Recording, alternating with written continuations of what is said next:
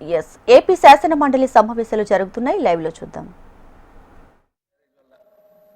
Hiramandalam reservoir ని fill up చేస్తే ఖచ్చితంగా ఇది శ్రీకాకుళం జిల్లాకి ఒక లైఫ్ లైన్ గా ఉంటుంది. దాదాపుగా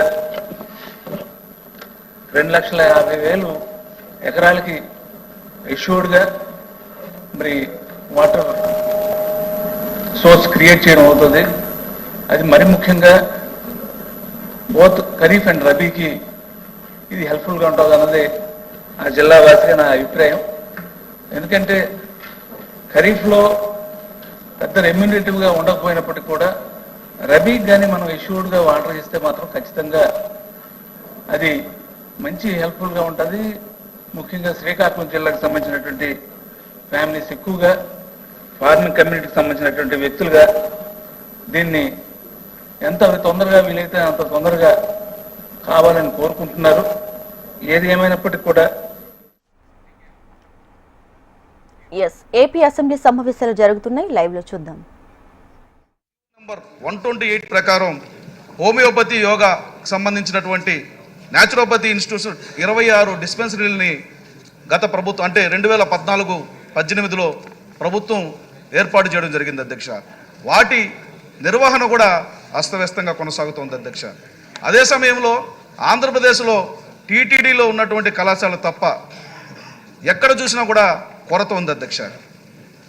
వైద్యుల కొరత ఉంది, అదేవిధంగా పారామెడికల్ సిబ్బంది కొరత ఉంది అధ్యక్ష. ఈ మధ్యకాలంలో కరోనా తర్వాత మీరు అందరూ కూడా చూశారు, దేశం యావత్తు కూడా ఈ ఆయుర్వేద వైద్యం వైపు దృష్టి సారించడం జరిగింది అధ్యక్ష. చాలామంది ఆయుర్వేద కళాశాల మెడికల్ ఇన్స్టిట్యూట్స్ కానీ డిస్పెన్సరీలకు కానీ వెళ్తే మందుల కొరత కనిపిస్తోంది అధ్యక్ష. అందుకనే నేను మీ ద్వారా మంత్రి గారిని కోరుతున్నా, దీని బలోపేతానికి ఇంకొంత చర్యలు తీసుకోవాలని చెప్పి కూడా రిక్వెస్ట్ చేస్తున్నా. అదే సమయంలో ఆయుర్వేద వైద్యానికి సంబంధించినటువంటి ప్రాధాన్యతను ఇచ్చే క్రమంలో అటు కేంద్రం కానీ ఇటు రాష్ట్రం కానీ ఒక బాధ్యతాయుతమైనటువంటి రోల్ ప్లే చేస్తుంది. కాబట్టి ఒక ఆయుర్వేదక యూనివర్సిటీని కూడా ఏర్పాటు చేయాలని చెప్పి, ఆయుర్వేద రీసెర్చ్ ఇన్స్టిట్యూట్ను కూడా ఏర్పాటు చేయాలని చెప్పి మీ ద్వారా ప్రభుత్వాన్ని రిక్వెస్ట్ చేస్తున్నా. రీసెర్చ్ ఇన్స్టిట్యూట్ రావడం ద్వారా దాదాపుగా ఇప్పుడు 24 దేశాల్లో ఈ ఆయుర్వేద ప్రాక్టీసెస్ అన్నీ కూడా అమల్లో ఉన్నాయి అధ్యక్ష. అభివృద్ధి